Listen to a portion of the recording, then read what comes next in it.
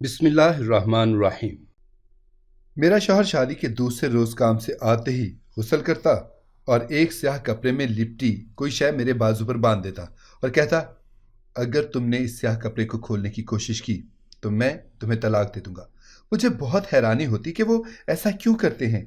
एक दिन मेरे शौहर के बाहर जाने के बाद मैंने जैसे ही अपने बाजू पर बंधी पट्टी खोली, मेरे तो पैरों तले से जमीन निकल गई, क्योंकि उसमें तो मेरे शौहर। मेरा नाम निमल है। मेरी शादी को 6 माह हो चुके हैं। मेरे शौहर सालार काफ़ी समझदार हैं। मेरी शादी मेरी अम्मा की पसंद से हुई। वैसे तो सालार बहुत अच्छे शौहर साबित हुए, लेकिन उनकी अजीबो गरीब हरकतों ने मुझे खौफजदा कर दिया। सालार शादी की रात के बाद से ही मेरे बाजू पर एक स्याह कपड़ा बांधते और मुझे सख्ती से किसी को भी इस बारे में बताने से मना किया। मुझे उनकी इस हरकत पर बहुत हैरत होती। वो जब भी वो स्याह पट्टी मेरे बाजू पर बांधते तो पहले लाजमी नहाते। सर्दी गर्मी उनका यही मामूल था। मैंने एक बार उनसे पूछा भी, इस स्याह पट्टी में क्या है? तो उनकी रंगत जर्द पड़ गई और बोले तो फकत इतना, तुम मुझ पर भरोसा रखो, इस पट्टी में ऐसा कुछ नहीं है। बस मैं ये तुम्हें इसलिए बांधता हूं कि किसी की नजर न लगे। मुझे उनकी बात में जरा वजन महसूस नहीं हुआ, क्योंकि मुझे तो इस बात का बखूबी इल्म था कि मैं सांवली रंगत की मालिक हूं, कहाँ किसी को खूबसूरत लग सकती हूं। ये बस दिल बहलाने की बातें हैं। उनके जवाब पर मेरा दिल जरा मुत्तमिन ना हुआ। मेरी बेचैनी हद से सवा थी। ये मेरी जिंदगी का हिस्सा बन गया था। सालार का मेरे बाजू पर पट्टी बांधना जितना अजीब मेरे लिए था, उतना अजीब उनका रवैया भी था। वो रातों को बिस्तर से गायब होते और मेरे पूछने पर कोई ना कोई बहाना बना देते। मुझे उनकी हरकतें मशकूक लगीं। मैंने उनको ये स्याह पट्टी बांधने से मना करना चाहा तो वो बिफर गए और बोले, खबरदार, ऐसी कोई बेवकूफ़ी की तो अपनी इस हरकत पर सारी जिंदगी हाथ मलती रह जाओगी। मुझे उनकी बात से तकलीफ पहुंची कि वो सिर्फ एक पट्टी की खातिर मुझे तलाक देने तैयार हैं। आखिर ऐसा है क्या इस पट्टी में? दिन ब दिन मेरा तजस्सुस इस राज को जानने के लिए बढ़ता जा रहा था। मेरे शौहर ने अम्मा जान और सालिहा को मुझसे दूर रखा हुआ था। वो मेरे कमरे में बहुत कम आती।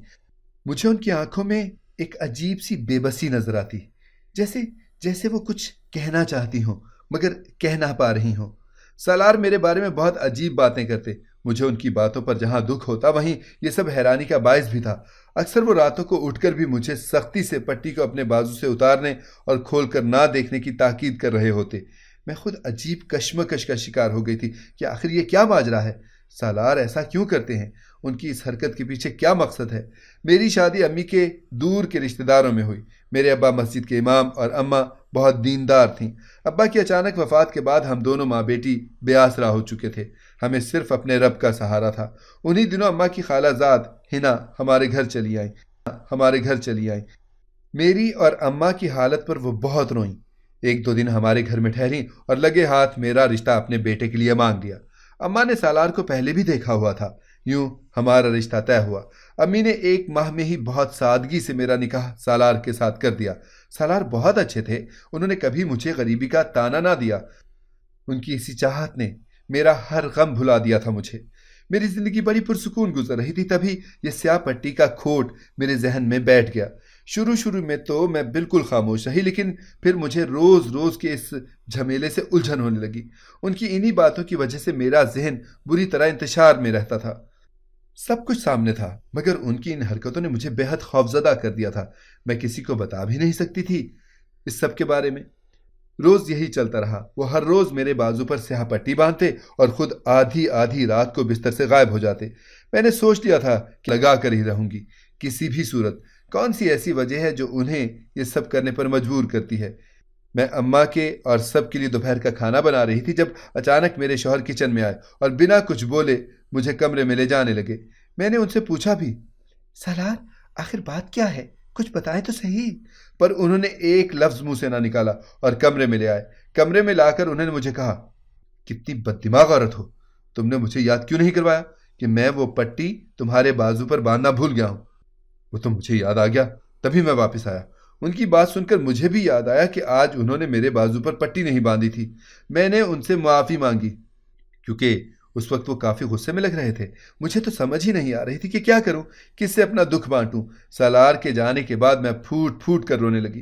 मैं बहुत आजिज आ चुकी थी इनकी फजूल हरकतों से।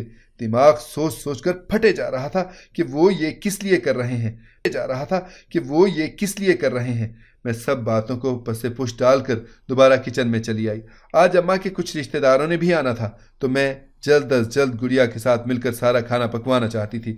2 گھنٹے میں جب تک ہم دونوں نے کھانا سارا تیار کیا تب تک مہمان بھی آ چکے تھے۔ اماں نے مجھے سب سے ملوایا۔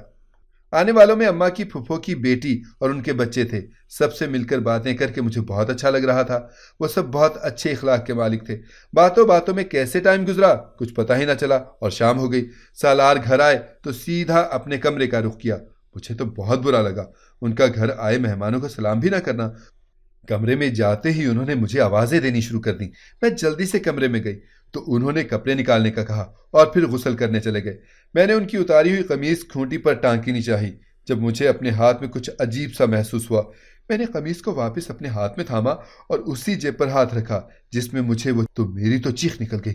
میرے شوہر جو ابھی غسل کر کے نکلے ہی تھے میرے ہاتھ میں اپنی قمیض دیکھ کر جھپٹے اور مجھ سے قمیض لے لی اور انتہائی تیش کے عالم میں بولے، جاہل عورت، کب باز آؤ گی تم اپنی حرکتوں سے؟ کیا کر رہی تھی؟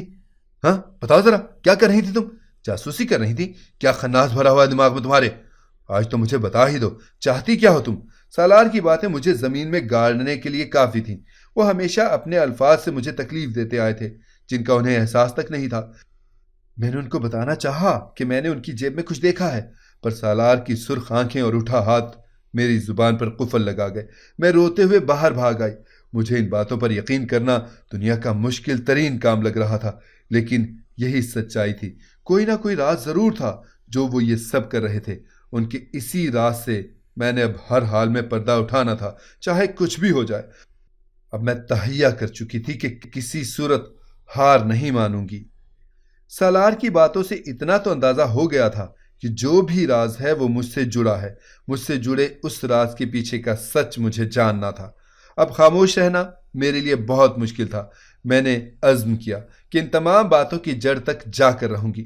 میں رات کو کمرے میں آئی تو سالار میرا انتظار کر رہے تھے۔ میں بیڈ پر بیٹھی اور اپنے ہاتھ میں لائی 2 پٹیاں چپکے سے اپنے تکیے کے نیچے رکھ دیں۔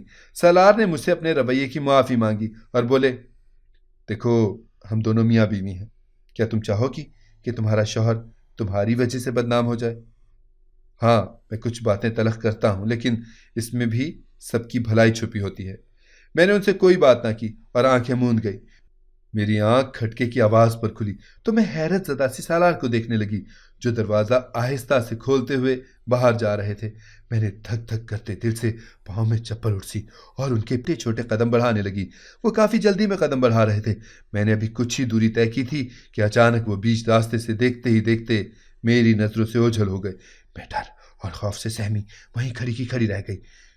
یہ کوئی ویران سی جگہ تھی۔ میں سکتے کے عالم میں کھڑی تھی جب مجھے اپنے کندھے پر کسی کا بازو محسوس ہوا۔ میری سانسیں رکنے لگی۔ ڈر اور خوف سے ٹانکیں کپ کپا گئیں جب مجھے پیچھے سے شوہر کی آواز سنائی دی جو کہہ رہے تھے، تم یہاں کیا کر رہی ہو؟ ان کا لہجہ عجیب تھا، بہت پراسرار۔ میں سمجھ گئی تھی کہ آج میری موت پکی ہے۔ سالار جان گئے تھے کہ میں ان کا پیچھا کر رہی تھی۔ اب تو ضرور وہ مجھے مار ڈالیں گے۔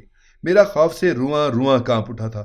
میں ان کی طرف رخ کیا اور کچھ بولنے کے لیے لب واہی کیے تھے کہ وہ بولے، پیچھا کر رہی تھی میرا، ہے نا؟ تمہیں بہت تجسس ہے نا کہ میں کہاں جاتا ہوں، کس سے ملتا ہوں؟ آج تم گھر چلو، تمہارے سارے سوالوں کے جواب دیتا ہوں تمہیں۔ سالار اور میں جب گھر آئے تو سیدھا مجھے کمرے میں لائے اور سخت نظروں سے گھورتے ہوئے بولے، بہت شوق ہے نا تمہیں میرے راز جاننے کا؟ میں نے کتنی بار تم سے کہا کہ مت چلو اس راستے پر، مگر تم پر تو بھوت سوار تھا نا۔ میری باتوں پر تم نے بالکل دھیان نہیں دیا۔ آج سے تم 3 دن اسی کمرے میں قید رہو گی، یہی تمہاری سزا ہے، اور اس بار اگر تم نے مجھ سے بغاوت کرنے کی کوشش کی تو میں تمہیں گھر سے نکال دوں گا۔ سالار کی سخت لہجے میں کہی باتوں نے مجھے خوفزدہ کر دیا تھا۔ آخر کیسے ممکن تھا؟ ان کو کیسے پتا چلا کہ میں ان کا پیچھا کر رہی ہوں؟ یہ سوچ مسلسل مجھے پریشان کر رہی تھی۔ سالار مجھے کمرے میں بند کر کے نہ جانے کہاں جا چکے تھے۔ میں نے جلدی سے سالار کے آنے سے پہلے اپنے تکیے کے نیچے رکھی سیاہ پٹی کو نکالا۔ جو پٹی میرے بازو پر بندھی تھی اسے کھول کر یہ پٹی باندھ لی۔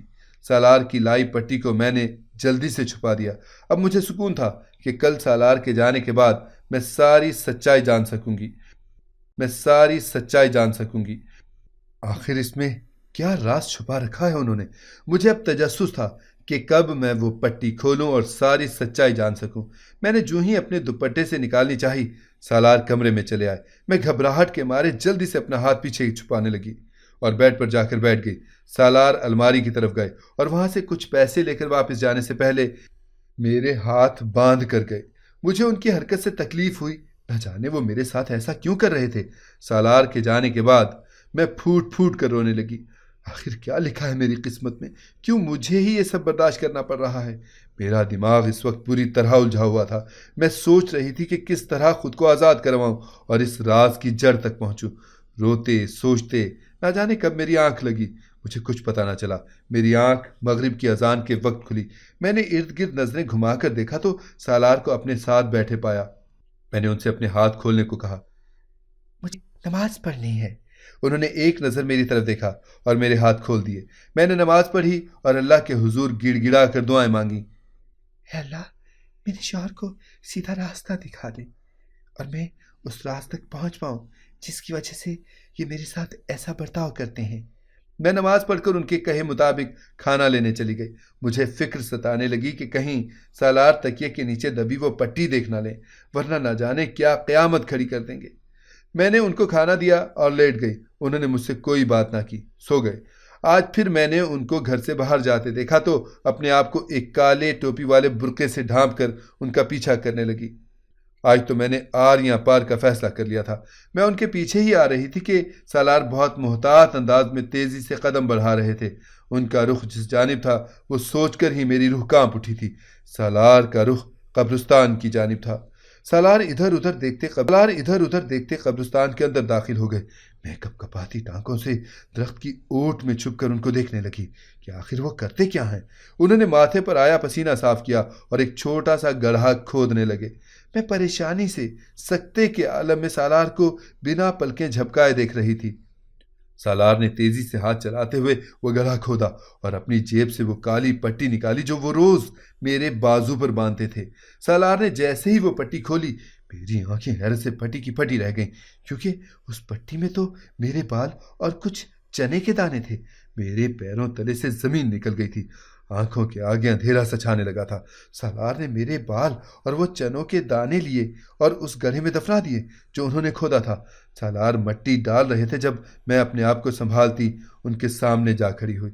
مجھے سچائی جاننی تھی آج، کیونکہ میں نے اس راز کی وجہ سے بہت کچھ برداشت کیا۔ جیسے ہی پیچھے مڑ کر دیکھا، ان کی رنگت سرد پڑ گئی، پر وہ اپنے آپ پر قابو پاتے مجھے جھڑکتے ہوئے بولے، تم جاہل عورت، تم باز نہیں آئی؟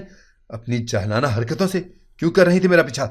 آج تم کو میں بتاتا ہوں، ذرا گھر چلو۔ سالار مجھے میرے رونے کے باوجود زبردستی گھسیٹتے ہوئے مجھے گھر لے آئے اور کمرے میں لا کر پٹک دیا۔ ان کے سر پر خون سوار تھا۔ میں بھی اب ہار نہیں ماننا چاہتی تھی، تبھی اپنا ڈر چھپاتی ان کے سامنے جا کھڑی ہوئی اور بولی، اب میں آپ کی کسی بات پر یقین نہیں کروں گی، سنا آپ نے؟ اور ہاں، خبردار جو اب مجھ سے کچھ چھپانے کی کوشش کی، میں جان چکی ہوں آپ کا راز۔ اب آپ اپنے منہ سے بتا دیں یا میں ابھی کے ابھی اماں کو جا کر سب بتا دوں گی۔ مجھے سچ جاننا ہے، ابھی کے ابھی کیوں باندھتے تھے آپ وہ سیاہ پٹی میرے بازو پر؟ اس میں میرے بال اور چنے کے دانے کیوں چھپاتے تھے؟ مجھے بتائیے اور نہیں رہوں گی۔ ان سب کے پیچھے مقصد کیا تھا آپ کا؟ مجھے صرف سچائی جاننی ہے سالار۔ میری تمام بات سن کر انہوں نے گہرا سانس ہوا کے سپرد کیا اور بولنے لگے، جب میں چھوٹا تھا تو اکیلا ہی دنیا سے لڑتا آیا، کبھی کسی نے سہارا نہ دیا۔ مجھے اپنا آپ بہت کمزور لگنے لگا تھا۔ میں جیسے جیسے بڑا ہوا، زمانے نے مجھے ہر رنگ دکھایا جس کی مجھے توقع نہیں تھی۔ میں سوچتا تھا کہ اللہ کی بنائی مخلوق میں تو سب برابر ہوتے ہیں، پر ایسا نہیں تھا۔ جب ہمارا برا وقت تھا تو کسی نے ہمارا ساتھ نہ دیا، بلکہ یہ کہہ کر دھتکار دیا کہ نہ جانے کہاں کہاں سے آ جاتے ہیں بھکاری۔ میری بہن کی طبیعت بہت خراب تھی۔ میں اس وقت 15 سال کا تھا۔ کوئی ذریعہ معاش نہیں تھا۔ میری بہن 2 دن سے بھوکی تھی۔ میں نے اپنے رشتہ داروں سے مدد مانگی، بہت سے دودھ کھانا کھلانے کے لیے پیسے مانگے، کسی نے میری مدد نہ کی۔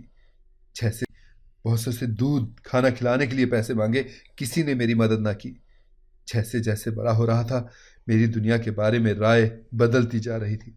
لوگ جیسے دکھتے ہیں ویسے نہیں ہوتے۔ میں خود کو اپنے آپ کو منوانا چاہتا تھا، دنیا کو دکھانا چاہتا تھا کہ غریب کا بیٹا ہونا کوئی گناہ نہیں۔ لیکن لوگوں نے وہاں بھی مجھے اور میری فیملی کو سکون کا سانس نہیں لینے دیا۔ جہاں میں کام کرتا تھا وہیں ایک لڑکے نے مجھ پر حسد میں آ کر چوری کا الزام لگا کر مجھے دربدر کروا دیا اور ہمیں اپنا سب کچھ چھوڑنا پڑا۔ جب میری اماں اکیلے بیٹھ کر روتی تھیں تو میں خود کو دنیا کا سب سے بدترین بیٹا سمجھتا تھا کہ کیوں میرے ہوتے ہوئے میری ماں اس قدر بے بس ہے۔ پھر میں نے اپنا آپ منوایا، دن رات محنت کی، تب جا کر اس مقام پر پہنچا ہوں۔ لیکن اس عرصے میں جو میں نے سیکھا تھا وہ یہی تھا کہ کبھی بھی لوگ لاوارثوں پر رحم نہیں کھاتے، بلکہ کا گواہ صرف میرا رب ہے۔ جب میری تم سے شادی ہوئی تو میں نے اماں کو شادی سے پہلے ہی ساری بات بتا دی تھی کہ میں اولاد نہیں چاہتا کسی بھی صورت۔ آپ بہو لائیں گی لیکن مجھ سے کبھی وارث نہیں مانگیں گی۔ پہلے میری شرط پر خوب واویلا کیا اماں نے اور بالآخر مان گئیں۔ شادی کے بعد سے ہی وہ تمہیں سب بتانا چاہتی تھی لیکن میری وجہ سے خاموش نہیں، کیونکہ مجھے لگا کہ تم مجھے چھوڑ کر چلی جاؤ گی۔ میں نے شادی کے دوسرے دن سے ہی جو سیاہ پٹی تمہارے بازو پر باندھی وہ مجھے ایک بابا نے دی جو بہت جانے مانے عامل ہیں۔ انہوں نے مجھ سے کہا کہ اپنی بیوی کے بال اور 11 چنے کے دانے ایک سیاہ کپڑے میں باندھ کر قبرستان میں دفن کرتا رہوں، ایسے تم کبھی ماں نہیں بن پاؤ گی۔ میں انہی کے کہے کے مطابق روز رات کو پرانی سیاہ پٹی لے کر جاتا اور قبرستان میں دفنا آتا اور صبح ہوتے ہی نئی پٹی تمہارے ہاتھ پر باندھ دیتا۔ میں نہیں چاہتا تھا کہ دنیا میں دوسرا سالار آئے اور اپنی ماں بہن کو تڑپتے سسکتے دیکھتا ہوا بے موت مارا جائے۔ سالار بتاتے ہوئے رو پڑے۔ میری برداشت کی تمام تنابیں ٹوٹ چکی تھیں۔ میں نے کھینچ کر ان کا گریبان پکڑا اور بولی، آپ کے ساتھ جو ہوا وہ بات غلط تھا، میں مانتی ہوں، لیکن سالار میرا اس میں کیا قصور رہا تھا؟ مجھ سے کون سی خطا سرزد ہوئی جس کی اتنی بڑی سزا آپ نے مجھے دی؟ کچھ تو رحم کرتے مجھ پر۔ آپ کو اولاد نہیں چاہیے تھی پر مجھے اذیت تو نہ دیتے۔ جو ظلم آپ نے کیے وہ کم تھے جو مجھے اولاد سے بھی محروم رکھا۔ ضروری تو نہیں کہ اگر آپ کے ساتھ غلط ہوا ہو تو آپ کی اولاد کے ساتھ بھی ہو۔ ہر ایک قسمت والے ہوتے ہیں وہ لوگ جن کو رب اولاد عطا کرتا ہے۔ اولاد تو ایک نعمت ہوتی ہے، آپ نے رب کی نعمت کو ٹھکرایا ہے۔ میں تو شاید معاف کر بھی دوں لیکن میرا رب آپ کو معاف نہیں کرے گا۔ آپ نے ظلم کیا ہے مجھ پر بھی اور اپنی جان پر بھی۔ میں نے بولتے ہی اپنا سامان پیک کیا اور اماں جی کے کمرے میں چلی آئی، کیونکہ میں جانتی تھی کہ اب میں ان کے ساتھ بالکل نہیں رہنا چاہتی تھی۔ میری آنکھوں کے سامنے بار بار وہ منظر گھوم رہا تھا جو میں نے قبرستان میں دیکھا تھا۔ میری جان نکل گئی تھی۔ کتنا عجیب سا منظر تھا جسے دیکھ کر میری سوچنے سمجھنے کی ساری صلاحیت ختم ہو گئی تھی۔ کچھ سمجھ نہیں آ رہا تھا کہ کیا کروں۔ میں نے کمرے میں قدم رکھا تو سامنے ہی میری ساس اور نند کھڑی مجھے بکھری حالت میں دیکھ رہی تھی۔ میری ساس فوراً میرے پاس آئیں اور مجھ سے رونے کی وجہ پوچھنے لگیں۔ میں نے ان کو ہر ایک بات بتائی جو مجھ پر گزری، یہ بھی بتایا کہ کس طرح سالار نے مجھے شادی کی رات ہی سب کو بتانے سے منع کر دیا تھا کہ کسی کو نہ بتاؤں ورنہ وہ مجھے طلاق دے دیں گے۔ میں نے اماں کو ساری بات بتا کر ان سے گھر جانے کی اجازت مانگی اور گھر چھوڑ کر چلی آئی۔ میں ایسے شخص کے ساتھ بالکل نہیں رہ سکتی تھی جسے رشتوں کی قدر ہی نہ ہو۔ زندگی میں یہ ضروری نہیں ہے کہ آپ کے ساتھ قسمت نے غلط ہو، یہ سب تو اللہ تعالیٰ کی آزمائشیں ہوتی ہیں اپنے پیارے بندوں کے لیے، لیکن انسان کو کوئی حق نہیں کہ وہ رب کے فیصلوں سے انحراف کرے، کسی مظلوم کو اپنے ظلم کا نشانہ بنائے۔ اگر آپ کو ہماری کہانی پسند آئی ہے تو اسے لائک کریں، شیئر کریں اور ہمارے چینل کو سبسکرائب کریں۔ اگلی کہانی تک کے لیے اجازت دیجیے۔ اللہ حافظ۔